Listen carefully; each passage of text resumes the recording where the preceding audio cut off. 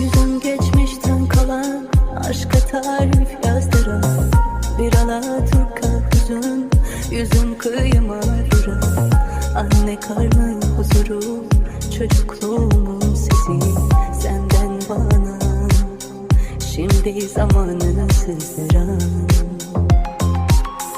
Şımartılmamış aşkım sessizliğe yakın, kim bilir kaç yüzyıldır sarılmamış kolların, sisliydi kirpiklerin ve gözlerin yağmurunu, yorulmuşsun hakkını almış yılların.